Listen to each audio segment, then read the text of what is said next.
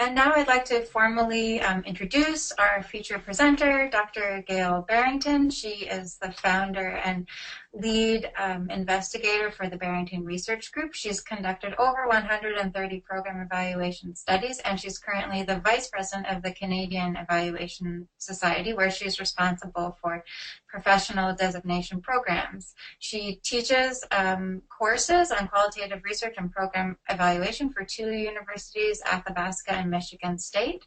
Her 2012 book, Consulting, Startup, and Management, A Guide for Evaluators and Applied Researchers, is very popular. You should check it out. She received the Canadian Evaluation Society Contribution to Evaluation in Canada Award in 2008, and most recently, as of 2016, hot off the press, she has recently received the American Evaluation Association's Alva and Gunnar Myrdal Award for Evaluation Practice. So at this point, I'd like to turn it over to Dr. Barrington. Dr. Barrington, thank you so much for being here with us today. Thanks, Corliss. Hi, everybody. It's great to be with you today, and I think that it's just a wonderful educational service that YouthREX has made available to you. And so I'm sure that you value it working in the field. It's not always that easy to get to school at the same time. So we're going to talk about making logic models work for you. And here's an overview of what we'd like to cover today. It's going to be a whirlwind tour, but we're going to talk about actually an example of me teaching logic models to clients to use in their program. And then we'll talk a little bit about, generally speaking, logic models and program theory without getting too heavy duty into it. And then we'll look at a logic model crosswalk and talk a little bit also about data collection if we have time at the end. So I want to give you a little background to this exercise, which, by the way, is called My Rich Uncle. And if you have a chance to download the Word document, do that so that you can follow along. But I had a client who applied for a grant, and they needed a logic model when they got the grant. And they wanted their staff to understand logic models as well. And so they asked me to do a group project with their new staff to design a logic model. And as a result of thinking about how best to work with these people, and I'll tell you that they were cultural brokers working for Family and Social Services here in Calgary, where I live, and they were newly hired, didn't know anything about the program and didn't know anything about logic models. And so this was the group I was working with. And I thought, well, let's have a little bit of fun with this and design the Rich Uncle exercise. And so I'm going to walk you through it and also give you some answers, because I just used it recently with the students I'm teaching at Athabasca University, and so it'll just quickly give us an opportunity to consider what the answers might be. So here's our Rich Uncle, and first of all, we have to give him a name because, of course, he's our uncle. And so I'm going to suggest that we call him Uncle Buck. This is the little guy from the Monopoly game, and I think his actual name was Moneybags or something like that, but I like Uncle Buck better.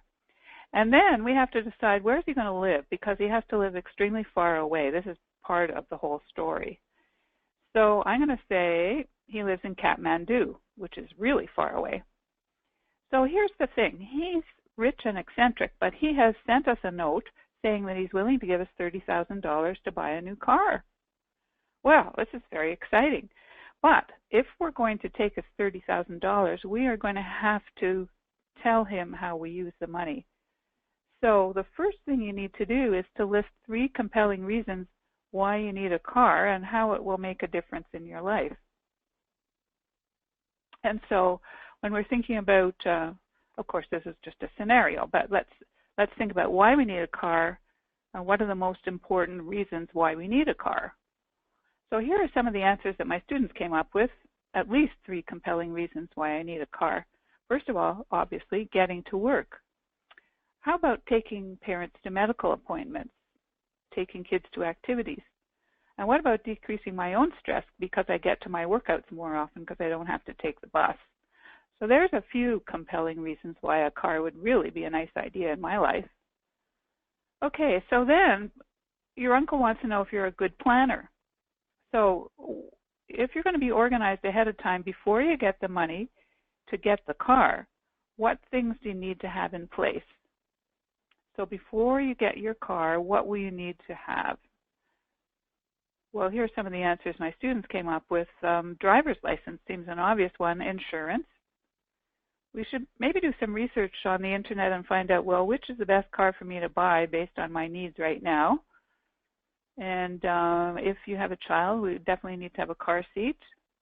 Maybe we need to get a parking pass from the city, or depending on what the parking scenario is, or if you need a parking pass at work, or you need to pay for a parking slot in the garage where you work, or whatever. Maybe you need a first aid kit just to be on the safe side. And then, of course, you're going to need to budget for routine expenses because you have to pay for the gas and maintenance as you go along. So those would be some of the inputs that you need in order to go through with actually receiving the money to buy the car. Well, then he wants to know, how are you going to use the car on a regular basis? So what would your main activities be? So you get to think about using your car just on a daily basis. What would be, say, your top 3 activities or so? So my students came up with a long list, actually. These are just some of them. Drive to work every day, take your elderly parents to their medical appointments, drive the kids to activities after school, get groceries. It's so much easier, of course, when you have a car to put your groceries in. You can get to your workouts. You can also have some fun, too, and go to some social events, maybe meet your friends for a movie or something that you wouldn't have been able to organize otherwise, and take the family on a road trip. So, but your uncle is pretty picky. You've probably figured that out by now. So and of course he lives very far away. So he wants to know how you actually spend the money and how you're actually using the car. So every 6 months he wants you to send him some concrete proof that you've actually been using it. And so what evidence will you send to your uncle every 6 months?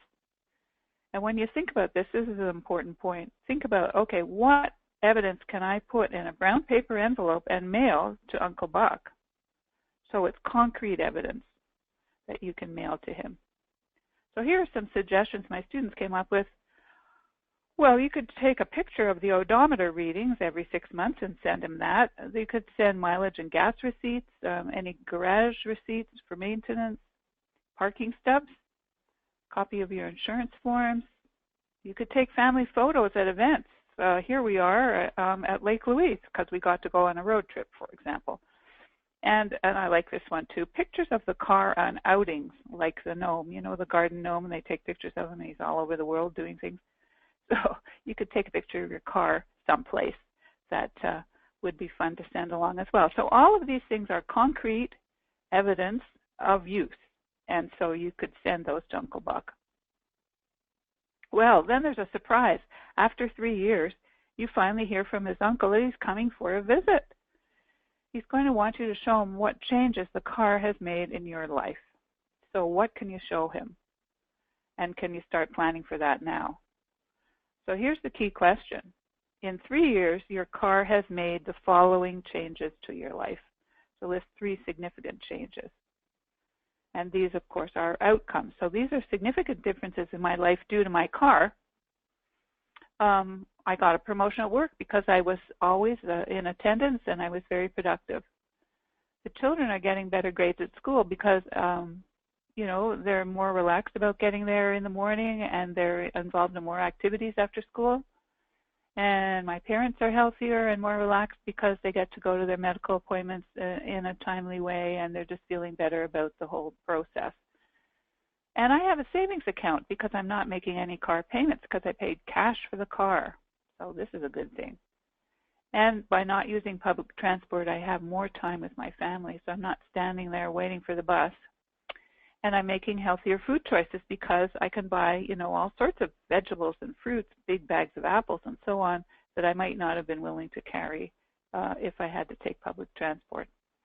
And I am having a healthier lifestyle because I go to the gym more often. And the road trips have enriched our family. We have lots of good memories of times together, and we have souvenirs from our trips. So those are some of the differences that the car has made in my life. Well, congratulations, because guess what? We've just developed a logic model. Now, the benefits of this particular exercise, which I welcome you to use if you ever get yourself into a situation where you need to work with people who know nothing about logic models, it's a fun exercise, and it's kind of team building too, because you can break people up into small groups and get them, each group, to go through the exercise together, come up with a name for their uncle, decide where he lives, and so on, and then have a feedback session at the end. And it's really quite a bit of fun. But what you're doing is creating a foundation for logic models. And one of the key points that I was trying to make was to distinguish the difference between outputs and outcomes. Because I know from teaching logic models for many, many years that this is where students always struggle. So when you think about outputs, you think about the evidence that you sent to Uncle Buck, that you were able to put in an envelope and mail to him. And those would be outputs. So it's definite proof that the activity, i.e. using your car, has actually occurred. But the outcomes are the differences that having the car has made in your life. And so you get a perspective on the participants' program when you're talking to them about this, because you immediately go into an exercise of designing a logic model for their program. And here's an interesting one too, because the funder's needs are clarified. Of course, the uncle is the funder in a program scenario. And it just so happened when I was doing this exercise the first time with my client and the new staff members, the funder was actually present. And it was somebody from Family and Social Services who had, read out the RFP for the grant that my client had won. And she actually found the exercise to be interesting and fun as well, and enjoyed seeing herself as Uncle Buck. Well, let's move on a little bit to talk about logic models and program theory. But there are lots of names out there. A rose by any other name is still a rose, as you know, but a logic model by any other name is also still a logic model. So don't get mixed up, because there are lots of sort of confusing terms.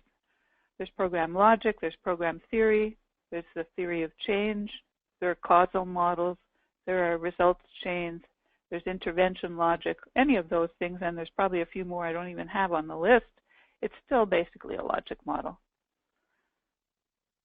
Now, here's a definition of program theory. What the logic model is it's just the picture of the program theory. That's it. So it's easy enough to understand that what we're really talking about is if we do these things, then these outcomes will happen. So the logic model just reflects and shows your understanding of the relationships between the resources or inputs that you have to operate your program. So that would be all the things you had in place before you ever got the car, like insurance and so on. Those are inputs. The activities would be the actual things you did on a daily basis.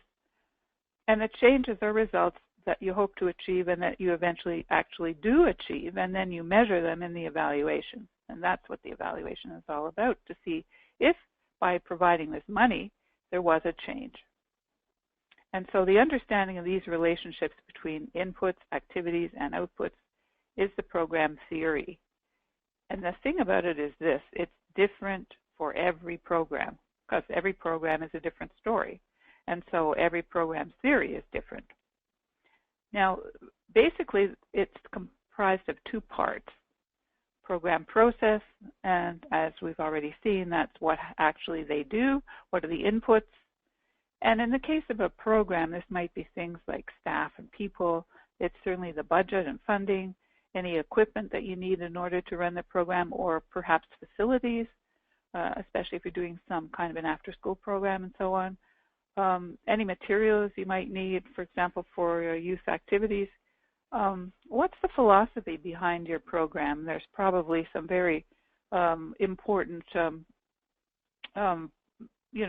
vision, philosophy that's related to why your program exists at all, what you're trying to achieve, any tools that you need, and even things like, for example, snacks and whatnot. These are all inputs that you need to have in place. And then what are the actual activities? What is the program doing? So how does the target population receive the intended intervention? So let's take our after-school example just for fun. Let's say the target population is youth between the ages of 12 and 14. What is the intended intervention?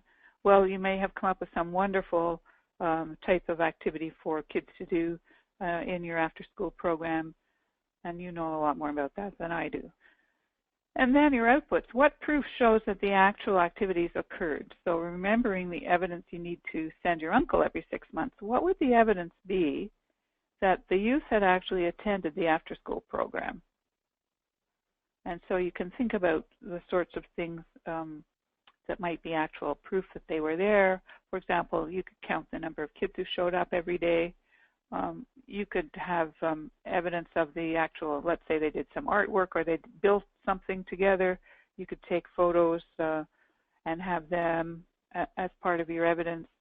Or better yet, you could have the kids take the photos of themselves doing activities. These would all be outputs.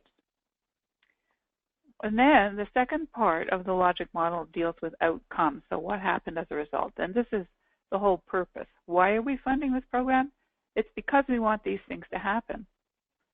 Now, the things that happen can be, right away, or they can take a little while to actually show up, or it can be a longer-term impact.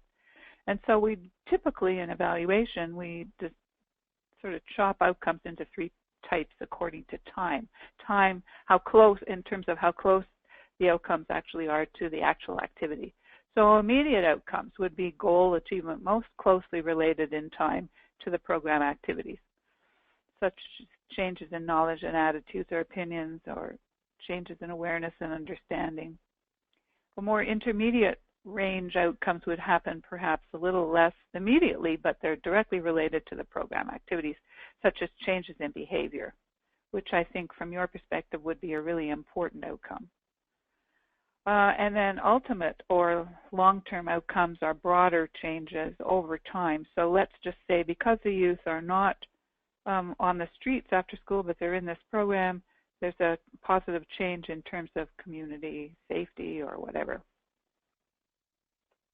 Now here's a very famous results chain logic model. It's an old one now. It was developed in 2001 and used by the Government of Canada. It's still around and I really still like it a lot. And you'll see that there are two boxes. There's the area of control, and these are all the process activities. And then there's the area of influence, which is the outcome part of the logic model. Any logic model you look at will probably be divided into these two big clusters or umbrellas, okay? So in the area of control, this is internal to your organization. So you've got the inputs that we've been talking about, you've got activities, and you've got outputs, which we've already discussed. And then areas of influence, which is a really important point. Just I'll come back to that in a sec. We've got immediate outcomes, intermediate, which are a little more indirect, and then ultimate outcomes. You'll see at the bottom or across the bottom of this box, there's this sort of turquoise triangle that gets bigger the further out in time we get away from the actual program activities, because there's a lot of other things going on in the external environment as well. And you have to be very careful in evaluation to not claim that something happened as a direct result of your program, because there's so many other things going on as well. So an example I often use is, let's say it was a quit smoking program. People have stopped smoking, and it would be very easy for the program to claim, oh, it's because of our wonderful program that people quit smoking, and we're claiming those outcomes for ourselves. But let's just say at the same time there was some terrible story that was in the newspaper about people who had died of lung cancer because of smoking. And it may have been because of reading those articles that some of the participants in the program quit, not because of the activities in your program.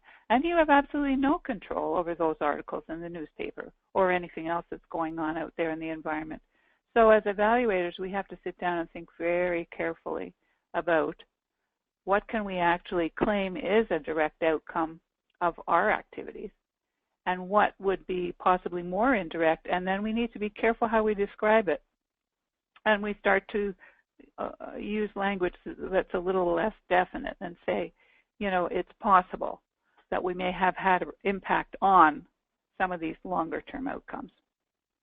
Okay, that's my spiel on logic models. And here's the program theory or logic model template. Remember, the logic model just is the picture of the program theory.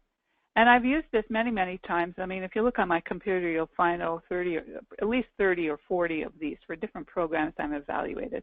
And I've used this model for many years. So this is the input section. Then we've got the activity section and the output section. And you'll notice they're all under the yellow umbrella called process. So it's the same as the result chain I just showed you. These three are clumped together. And then we've got the outcome umbrella with short, intermediate, and long-term outcomes.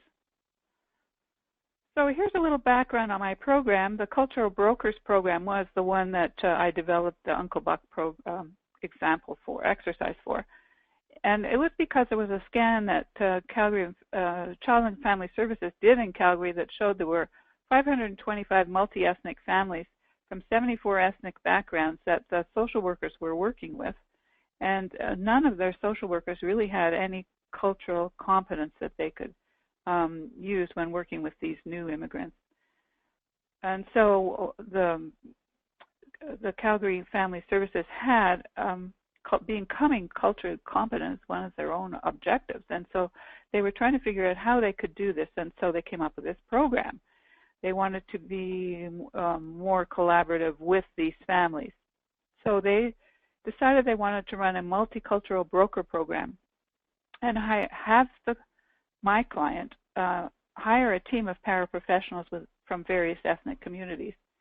And then the paraprofessionals would basically ride shotgun with the social workers to go out to various events and activities and meetings with these multi-ethnic families and help to interpret from a cultural perspective and help the social workers also understand what was going on and help the families interpret what society was demanding of them here in Calgary. So my client won this proposal, and I just want to say as an aside that they gave me permission to talk about this program with you and with other educational groups. And so because often my work as an independent consultant belongs to the client and I can't talk about it afterwards. So I'm really grateful for them letting me do this. Now here's the actual, well, don't worry because I know it's really small, but we're going to break it down and look at it each of these boxes one at a time very quickly. But this is what the logic model looked like after I had done the ONCO exercise, after we had a day-long meeting together working with staff, coming up with what we were actually trying to measure. Because the purpose of a logic model turns into the evaluation study. So just very quickly, if you can keep that sort of blue model in mind, this is the same information, but I just typed it up so you could see it more clearly here. And I won't go over all of it, but just to give you the idea. And you can look at this again afterwards because you'll have a copy of this presentation. So what was needed? What are the inputs that were needed? Just like we needed a license and we needed insurance and a parking spot and so on. Well, they had various values and mission statements and whatnot that were part of their organization. There was the CFS staff. There were the actual multicultural paraprofessional brokers that were hired for this program. Various things they were planning to do, such as the training activities that I was involved in as they got started, other agency supports. And there were the offices where these brokers were going to be co-located with the Calgary Family Service staff, and various organizations and collaborations and partnerships and whatnot. And there was going to be an evaluation. So those were all inputs, and these are some of the activities. Well, we had a long talk about what are you going to do in this program. And in the end, we were able to say, well, who's going to benefit from all this? And we broke it down into 3 streams. So the first was the family and the capacity building that was going to be done for them. And then there was the community and the capacity building that was going to have an effect on the community. And then finally some system changes. For example, CFS wanted their staff to become more culturally competent and so on. And so that was one of the outcomes they were hoping for as well. Some of the actual family capacity building activities, the brokered family support, so that the cultural broker would go with the social worker for any family interventions.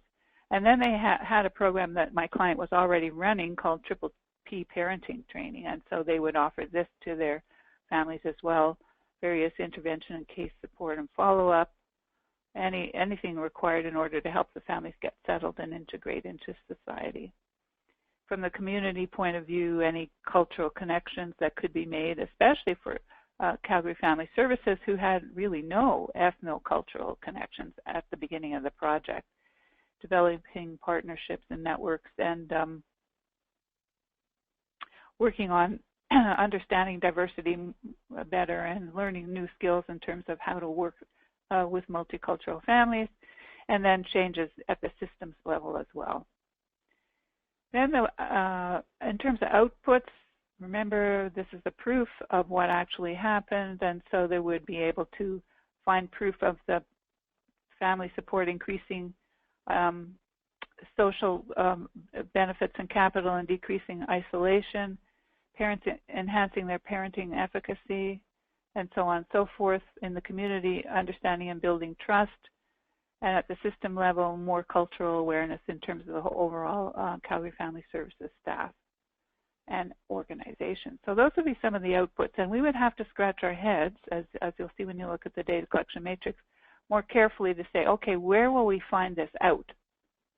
Where can we actually find evidence that these things have happened? And the answers to those questions then become the indicators that we collected, and we collect data about them. Then we've got short-term outcomes. I won't go into them in detail, but you can look at those later. But this is what we wanted to do in terms of making a difference. So receiving appropriate services to meet their complex cultural needs would be certainly an overarching outcome for families. And for the community, working in relationships in diverse cultural communities, and staff making changes in order to work better with newcomer families. Intermediate outcomes, and notice I put dates here so we know when to expect these things to show up. Now this program was in 2014, so this would be like a midterm outcome is a couple of years later. We're not expecting it in 6 months. It takes a while for these changes to trickle down through the community. And then the longer term outcomes would be even longer away, up until 2020. But at least by going through this exercise, we would know what we're actually looking for in terms of outcomes. So, but then this is what a logic model can end up looking like. It's pretty complicated. So I'm guessing this is for a comprehensive program level intervention, she says. And here's the poor program evaluator trying to fix the logic model. So one thing I came up with was, okay, let's try to use a crosswalk to make things just a little bit simpler. It turned out that the CEO of my client's organization actually hated logic models. Now, he didn't tell me this right away, but I did find out eventually. And so I was trying to come up with something that was as easy as possible for him to deal with and, wouldn't get him too worked up about how he didn't like logic models. And I wanted to check our assumptions, which have to do with the whole issue of causality, which is critical in evaluation, like I was telling you about the quit smoking program. If we offer this quit smoking program, then people quit smoking. That would be like the basic program theory. But in reality, as you know, there's a lot more going on. It's much more complex. So we need to try to prove causality as much as possible and say, really, is B a result of A or not? So I developed this crosswalk. And so instead of the typical logic model, this is what it ended up looking like. And you can see the 3 streams that I was talking about in terms of family. And this is all developed by the actual staff. The family capacity building is clearly identified, and community capacity building and system capacity building. The inputs are the same for all of them, so I just listed them down the side. And then I pulled from the logic model the things where you could follow through. So for example, if your activity was brokered family support, your output was brokered family support increases social capital, that's their term, and decreases isolation. And what would short-term outcomes be? Well, children and family receive the appropriate services that meet their complex cultural needs. And by 2016, newcomer families have realistic strategies and have put them in place. And in the long term, what differences are we seeing? That vulnerable immigrant children and youth experience improved parenting, enhanced emotional behavior and social outcomes, and a nurturing, safe environment. Those would be our long-term goals. And so I just tried to line them up so it was very clearly linked in terms of if we do this activity with this evidence and the outputs, then these outcomes will occur. And then just very quickly, because I think we're starting to run out of time, want to take it to the next step, which would be the study scaffold. The whole logic model exercise is worth all the time and effort that goes into it, believe me, because everything that follows in the evaluation links back to that logic model. So things like your evaluation questions, what are your performance indicators and measures, and where are you going to get that data, the sources, and then how are you going to measure them, what tools will you use? And I'm just pulling one example from, this is a piece of the data collection matrix, which is about 6 or 7 pages long. But here we have the output: brokered family support increases social capital and decreases isolation, as I mentioned. Here's the question. How did brokered family support result in changes to children's social and emotional development? What kind of indicators would we be looking for? Changes to children's social and emotional development in terms of self-regulation, compliance, communication, adaptive behaviors, autonomy, affect, interaction with people. Those would be the kinds of things. And in fact, there was a social emotional questionnaire, which we would be able to use as a tool. And our schedule would be that we would use that in years 1, 2, and 3 with the children in the program and measure those outcomes. So that's just an example. Here's the parenting one, the Triple P parenting. And so there was a parenting tasks checklist that we would also use to measure those changes in self-efficacy.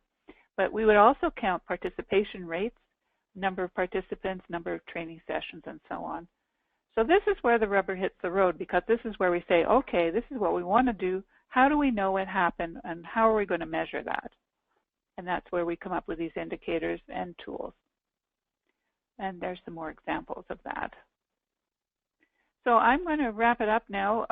Here's another example you could look for, the After School Youth Outcomes Inventory, which is on file with your organization. And I'm going to turn it back to you, Corliss.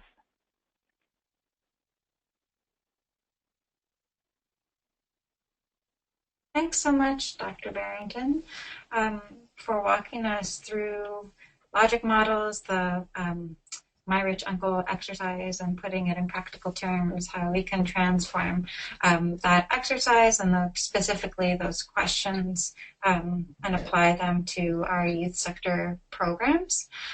So I'll turn it over to our guests and ask, did anything surprise you? Do you have any questions?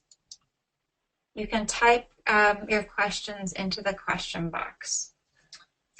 We do have one question that is coming in, and we encourage you to still add in your questions while Dr. Barrington is answering this first question. One participant is asking how you can use a logic model to support the processes. So if you were to conduct a process evaluation, how can you use a logic model to support that? Oh, yeah, that's a great question. You can absolutely do that. If you remember the example of the logic model that was an empty logic model, and it had 2 yellow umbrellas. Okay, one umbrella was process. I'm sorry, I'm getting some feedback for some reason here. But one umbrella was process, and the other umbrella was outcome. So in the process evaluation, you would focus on the first 3 blue boxes.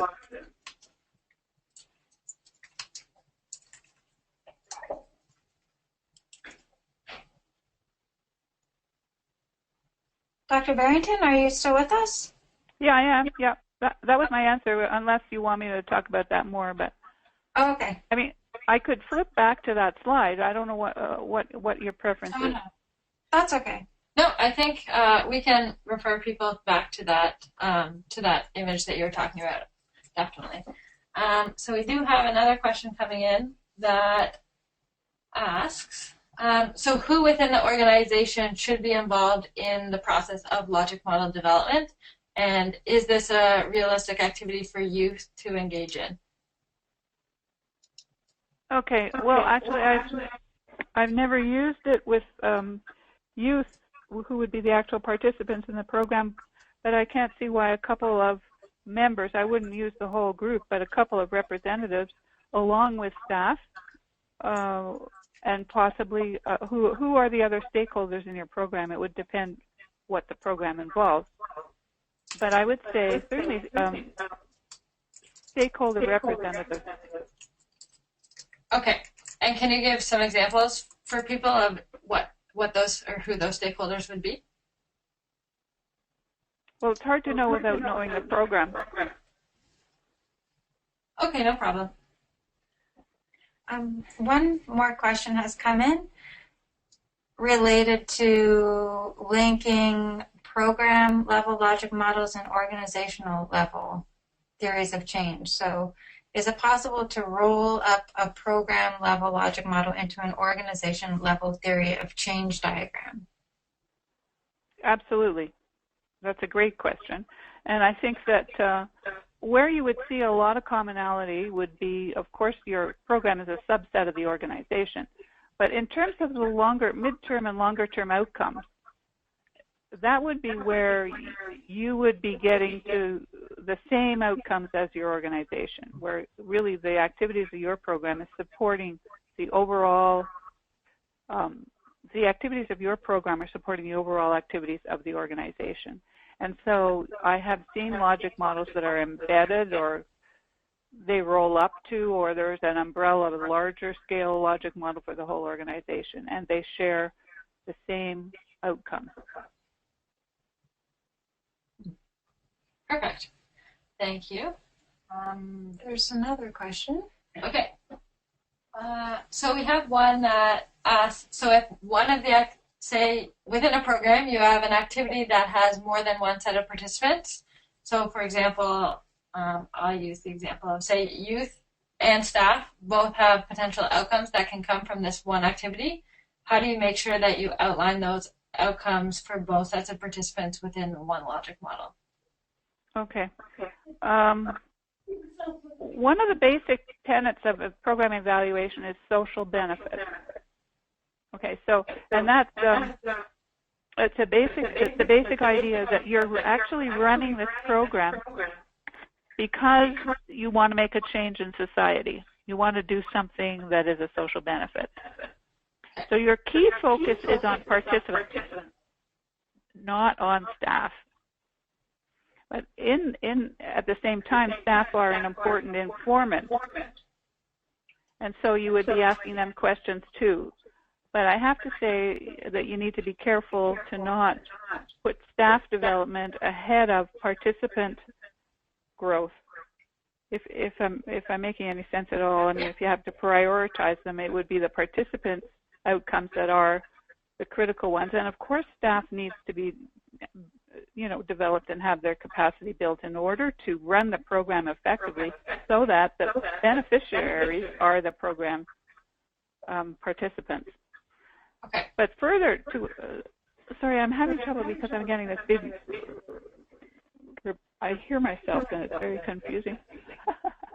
Anyway, I'll try to struggle through here to say that you collect data from more than one data source. And so you've got data, you may have a survey for staff as well as data, all sorts of data on participant involvement and engagement, and maybe you have some standardized tools, and maybe you have some interviews or focus group you do with the kids and so on. You're going to have a lot of data that all rolls back to answer some key evaluation questions. And so then when you're going through the process of analysis, you do what's called triangulation, and you look for data coming from different sources, and you line it up and see where you can find patterns and agreement, or where there's absolutely disagreement between the different participant groups. And then that becomes very important to report in your final report in terms of, well, it seems that both the staff workers and the participants, felt that the key changes as a result of this program were X and Y. But on the other hand, in terms of Z, while the staff members felt this, in fact, when we talked to participants, that was not what they reported. And so then you see you're lining up your streams of information, your data that you've collected, matching them up where possible, and where they don't match up, saying so. Excellent. Thank you for sharing that. We do have another question coming in, but before I read it out, I just want to encourage for those participants that are here from the course, we encourage you to ask questions if you have anything, not only for Dr. Barrington, but if you have any questions for me, specifically related to the course, I'm happy to answer those now as well. Otherwise, I'm happy to receive emails too and chat with you through email. Okay, so we have, yes, one question coming in that talks about, so the reality of youth programs around funding is that when we're developing these types of logic models, our mid to long-term outcomes tend to be oftentimes longer than what the program is even around for. So if we're looking at long-term outcomes for 3 to 5 years, so how do we go about developing a logic model and thinking about those mid to long-term outcomes if a program may not exist after that period of time, and we might not have access to those participants? I absolutely love that question because it's absolutely true. And so what I encourage you to do anyway is to do the thinking, and that's to sit down with the various stakeholders, even if you get a funder involved too, program staff, representatives from program participants or family members or community members or whoever your key stakeholders are.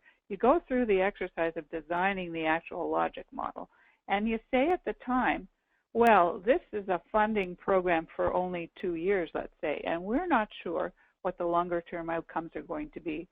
But let's imagine that we are going to be around, and what do we anticipate they will be? And so that's why I had in my logic model for the cultural broker program at the top, for short, intermediate, and long-term outcomes, I had actual dates. And in fact, I think there's a 3-year funding window, and so they weren't going to be around in 2020. And that happens to us so often, and it's very, very frustrating. And all I can say is that as long as you're clear on the direction where you're headed, it's like having a road map, and you're heading towards the end of the road and what's there, but you have to stop partway down that road. And all I can say is to encourage funders to consider longer-term funding or doing follow-up studies, which is possibly more realistic because it would be new money about an older program.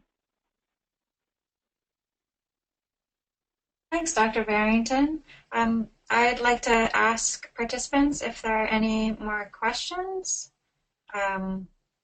You can ask them now. If not, we don't have any more questions coming in right now, Dr. Barrington, so I'm wondering if you have any final words of advice or final thoughts. Well, all I can say is that it's been a great opportunity to go over this with you and to talk about some of my favorite ideas. I love logic models, and I love taking the time to plan an evaluation study carefully because even, sometimes it's happened to me that's been interrupted for whatever reason. We haven't gone ahead for 6 months, and then we dig out the old logic model and take a look at it. Maybe we tweak it or whatever. But that thinking has already been done, and it's so much easier to move forward with the actual evaluation when the time comes, when we know what the objectives were, what the outcomes were, and where we were going with this pot of money that we were designing the logic model for. So, and certainly as a researcher, it helps me because it helps me design the tools and to actually come up with the right questions for my surveys because I already know the areas I need to be asking about. And it helps me in my analysis because I can organize all the data back to the actual items in the data collection matrix and then pull it all together. And at the very, very end, answer the right questions for the client because I knew from the beginning what they wanted to find out. So I find it very valuable. Well, thanks for listening. I appreciate it. Thank you so much for joining us. It's been an extremely valuable and rich conversation. Thanks so much for sharing and your insights and teaching us.